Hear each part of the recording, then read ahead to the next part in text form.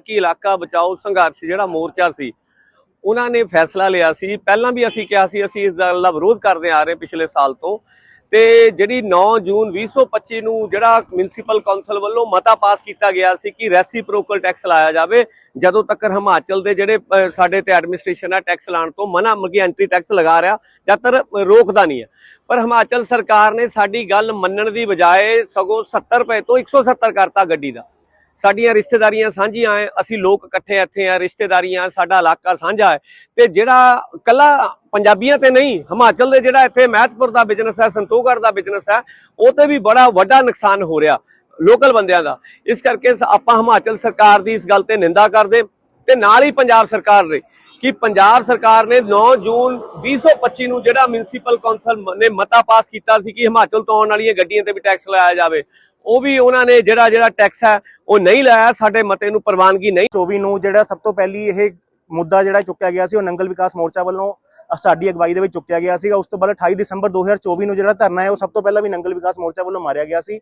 ਉਸ ਤੋਂ ਬਾਅਦ ਤਕਰੀਬਨ 28 ਅਗਸਤ 2025 ਨੂੰ ਯਾਨੀ ਕਿ ਪਿਛਲੇ ਸਾਲ ਇਲਾਕਾ ਬਚਾਓ ਸੰਘਰਸ਼ ਕਮੇਟੀ ਜਿਸ ਵਿੱਚ ਪੰਜਾਬ ਤੇ ਖਾਸ ਕਰਕੇ ਨੰਗਲ ਦੀਆਂ ਸਾਰੀ ਰਾਜਨੀਤਿਕ ਪਾਰਟੀਆਂ ਦੇ ਆਗੂਆਂ ਨੇ ਇਕੱਠੇ ਹੋ ਕੇ महतपुर टोल से धरना मारिया सी। पर फिर भी हिमाचल की जी निकम्मी सुक्कू सरकार है वो अज तक नींद तो नहीं जागी। मैं दसना चाहना हिमाचल सरकार को कोई भी संविधानिक अधिकार नहीं है नैशनल हाईवे के उपर बिना परमिशन तो मोर्ट की टोल लाने की। पर अज तक 2014 ਦੇ ਵਿੱਚ ਇਹ ਜਿਹੜਾ ਨੈਸ਼ਨਲ ਹਾਈਵੇ ਹੈ महतपुर नंगल अपना ਇਹ 2014 ਦੇ ਵਿੱਚ ਨੈਸ਼ਨਲ ਹਾਈਵੇ ਬਣਿਆ ਸੀ ਤੇ ਅੱਜ ਤੱਕ ਹਿਮਾਚਲ ਸਰਕਾਰ ਕੋਲ ਕੋਈ ਅਨੁਮਤੀ ਨਹੀਂ ਹੈ। मैं ये भी आप जी अगे एक गल कहनी चाहना कि ਜਿਹੜੀ ਵੀ ਸਰਕਾਰਾਂ ਨੇ ਅੱਜ ਤੱਕ ਹਿਮਾਚਲ ਦੇ ਵਿੱਚ ਰਾਜ ਕੀਤਾ ਹੈ, ਭਾਵੇਂ ਕਾਂਗਰਸ ਹੋਵੇ ਭਾਵੇਂ ਬੀਜੇਪੀ ਹੋਵੇ, ਸਾਰੀਆਂ ਸਰਕਾਰਾਂ ਸੁੱਤੀਆਂ ਰਹੀਆਂ। ਉਹਨਾਂ ਨੇ ਅੱਜ ਤੱਕ ਨਾ महतपुर ਜਿੱਦੇ ਜਿਹੜੇ ਦੁਕਾਨਦਾਰ ਨੇ ਤੇ ਖਾਸ ਕਰਕੇ ਨੰਗਲ ਦੇ ਜਿਹੜੇ ਦੁਕਾਨਦਾਰ ਨੇ ਉਹਨਾਂ ਦੀ ਬਾਹ ਨਹੀਂ ਫੜੀ ਤੇ ਨੰਗਲ ਤੇ महतपुर ਦਾ ਜਿਹੜਾ 9 ਮਾਸ ਦਾ ਰਿਸ਼ਤਾ 1966 ਦੀ ਵੰਡ ਤੋਂ ਪਹਿਲਾਂ ਦਾ ਸੀਗਾ ਉਸ ਨੂੰ ਖਰਾਬ ਕਰਨ ਦਾ ਕੰਮ ਹੈ ਜਿਹੜਾ ਕਾਂਗਰਸ ਤੇ ਬੀਜੇਪੀ ਦੀ ਹਿਮਾਚਲ ਸਰਕਾਰਾਂ ਨੇ ਕੀਤਾ ਹੈ। ਤੇ ਮੈਂ ਇਹ ਉਮੀਦ ਕਰਦਾ ਕਿ 18 ਮਾਰਚ ਨੂੰ ਜਿਹੜੀ ਪੀਆਈਐਲ ਕਾਂਸ਼ ਮੰਗਾ ਨੇ ਪਾਈ ਹੈ ਤੇ ਮੇਰੀ ਵੀ ਪੀਆਈਐਲ ਹਿਮਾਚਲ ਹਾਈ ਕੋਰਟ ਦੇ ਵਿੱਚ ਪੈਂਡਿੰਗ ਹੈ, ਉਹਦੀ 18 ਮਾਰਚ ਨੂੰ ਸੁਣਵਾਈ ਹੈ ਤੇ ਅਸੀਂ ਉਮੀਦ ਕਰਦੇ ਹਾਂ ਕਿ ਮਾਨਯੋਗ ਹਿਮਾਚਲ ਹਾਈ ਕੋਰਟ ਨੰਗਲ ਵਾਸੀਆਂ ਦੇ ਹੱਕ ਦੇ ਵਿੱਚ ਤੇ ਖਾਸ ਕਰਕੇ ਮਨੁੱਖੀ ਅਧਿਕਾਰਾਂ ਦੇ ਹੱਕ ਦੇ ਵਿੱਚ ਕੋਈ ਨਾ ਕੋਈ ਫੈਸਲਾ ਜ਼ਰੂਰ ਸੁਣਾਏਗਾ। ਫੈਸਲਾ ਜ਼ਰੂਰ ਜੀ। ਤੁਹਾਡੀ ਸਰਕਾਰ ਹੈ ਪੰਜਾਬ ਦੇ ਵਿੱਚ, ਹਾਂਜੀ ਸਰ, ਮੰਤਰੀ ਦੇ ਤੁਸੀਂ ਬਹੁਤ ਕਰੀਬੀ ਹੋ ਜੀ। ਨੰਗਲ ਨਗਰ ਕੌਂਸਲ ਨੇ ਪ੍ਰਸਤਾਵ ਪਾਰਿਤ ਕੀਤਾ ਕਿ ਹਿਮਾਚਲ ਦੀ ਤੌਰ ਤੇ ਨੰਗਲ ਦੇ ਵਿੱਚ ਜਿਹੜੇ ਹਿਮਾਚਲ ਤੋਂ ਗੱਡੀਆਂ ਆਉਂਦੀਆਂ ਉਹਨਾਂ ਵਾਸਤੇ ਟੈਕਸ ਲਾਇਆ ਜਾਵੇ। ਇਸ ਪ੍ਰਸਤਾਵ ਦਾ ਕਿੰਨਾ ਤੁਸੀਂ ਸਮਰਥਨ ਕਰੋਗੇ? ਸਰਕਾਰ ਤੁਹਾਡੀ ਹੈ जी। मैं एक गल कहनी चाहना कि मैं एक तुहानू पुरातन की गल करनी चाहूँगा। भगवान राम जी ने भी पहला स्नेह बहुत भेजे सी रावण नूं कि वो सुधर जाए।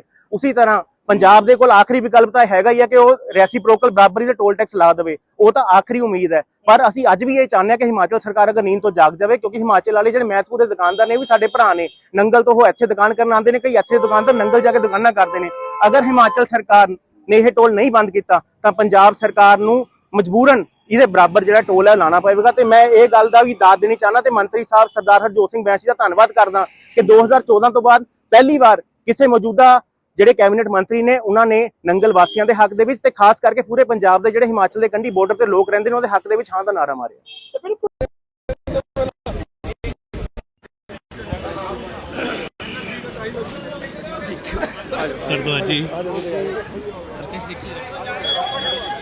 सर आज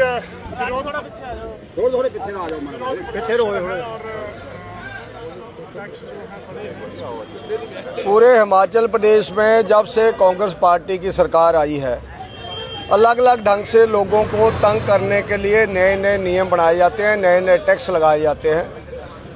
अलग तरह के टैक्स समय समय के ऊपर इस सरकार के द्वारा लगाए गए, लेकिन अभी 3 दिन पहले जो toll tax barrier Himachal Pradesh के अंदर है बॉर्डर एरिया के ऊपर, उनकी लगभग 2 गुना 3 गुना 4 गुना ऐसा करके उनका रेट बढ़ा दिया गया है। और ऊना जिला बॉर्डर एरिया है, हिमाचल प्रदेश में 33 टोल टैक्स बैरियर हैं, जिसमें से 11 टोल टैक्स बैरियर ऊना जिला के अंदर हैं। ऊना की जनता को अपने साथ लगते पड़ोसी सूबे में, रिश्तेदारियों में, बिजनेस करने के लिए, नौकरी जाने के लिए और अन्य किसी काम के लिए सुख दुख में बाहर जाना पड़ता है तो लोगों का टैक्स कटता है। जो पहले आज से 3 साल पहले 40 रुपये था, फिर वो कांग्रेस पार्टी ने 70 रुपये किया, अब उसको 170 रुपये कर दिया। ऐसे ही ट्रकों का टैक्स लगभग 900 रुपया कर दिया। हमारी यहाँ ट्रक यूनियन है, हमारी यहाँ टैक्सी यूनियन है, हमारी टाटा 407 यूनियन है। इन यूनियन में से कई बार लोग टैक्सी करके जाते हैं, कीर्तपुर साहब, अनंतपुर साहब धार्मिक स्थान है, तो उनका तो बेचारों का किराया 500-700 रुपया बनता है। जब वो वापस आएंगे तो 250 रुपया तो उनका किराया लग जाएगा, 250 रुपया किसी का लग जाएगा। ट्रक वाला अगर सामान लेकर के रूपनगर तक जाता है या चंडीगढ़ तक जाता है तो उस व्यक्ति का 900 रुपया तो यहाँ टोल टैक्स बेरेरी लग जाएगा। इससे किराए बढ़ जाएंगे, ट्रकों वालों की इनकम कम हो जाएगी और अनेकों लोग नंगल से या अन्य स्थानों से महतपुर एरिया के अंदर हमारी अच्छी मार्केट है, उस मार्केट में खरीद करने के लिए आते हैं। बिजनेस हमारा प्रभावित होगा। और जहाँ अभी हम लोग खड़े हैं इससे आगे भी 5 गांव हिमाचल प्रदेश के हैं, सनोली, मजारा, पूना, मलूकपुर, बिनियार, सनोगढ़। उन लोगों ने भी अगर जहाँ पर आना तो उनका भी टैक्स लगता है अगर उनकी गाड़ियों का नंबर पंजाब का है। तो इन्होंने डबल टैक्स कर दिया, ट्रिपल टैक्स कर दिया। हम कहते हैं कि इसको वापस लो और प्रदेश सरकार इस तरह से टैक्स लाद करके जो वायदा करके आई थी लोगों को सुख देने का, उस सरकार ने अब तंग कर दिया है। ये सुक्खू जी की गवर्नमेंट से दुनिया परेशान हो गई है, इसलिए आज हम लोग इस सरकार के लगाए हुए टोल टैक्स के विरोध में प्रदर्शन कर रहे हैं। अगला कदम क्या होगा? अगला कदम आज तो चलो आपका हो गया, आगे मैं इसको विधानसभा के अंदर उठाऊंगा। 18 मार्च को हमारा विधानसभा का सेशन शुरू हो रहा है, बजट सेशन शुरू हो रहा है, तो वहां पर भी इस मुद्दे को उठाया जाएगा ताकि इसको वापस लिया जाए और बॉर्डर एरिया की जनता को राहत मिल सके। जो हमारे पंजाब के लोग हैं जो पंजाब के इस मुद्दे को लेकर संघर्ष कर रहे हैं, उनका मानना था कि ये नेशनल हाईवे होने के कारण यहाँ पे लग ही नहीं सकता, ये अनलीगल पूरी तरह है। हिमाचल गवर्नमेंट नेशनल हाईवे के ऊपर लगा ही नहीं सकती, आपने बिल्कुल ठीक कहा। हमारे जहाँ से एक एडवोकेट है, उन्होंने कोर्ट में केस भी किया हुआ है, शिमला हाई कोर्ट में है, मैं देख रहा था, वो वकील भी जहाँ पर हैं। हाँ, तो उन्होंने कोर्ट में केस किया हुआ है कि नेशनल हाईवे के ऊपर तो नेशनल हाईवे अथॉरिटी लगा सकती है, लेकिन इन्होंने अपने लिए जहाँ पर इसकी बेहताशा वृद्धि करके लोगों की कमर तोड़ दी है, जो कि बिल्कुल गलत है। ऐसे अनेकों टैक्स हैं, अभी अनेकों और भी बातें आ रही हैं कि अलग अलग जगह के ऊपर कुछ दिनों के पहले इन्होंने अलग अलग डिपार्टमेंट्स के अंदर गाड़ियों के रजिस्ट्रेशन का डबल कर दिया। हिमाचल प्रदेश के जो सरकारी संस्थानों में बच्चे पढ़ते हैं उनके कई सर्टिफिकेट लेने का पहले, जो मान लो आपका सर्टिफिकेट गुम हो जाता है तो सर्टिफिकेट का पहले 300 रुपया लगता था, फिर इन्होंने 600 कर दिया। अगर दूसरी बार गुम हो जाता तो 1200 कर दिया, अगर तीसरी बार गुम हो जाता तो 4800 रुपया कर दिया। ऐसे अलग अलग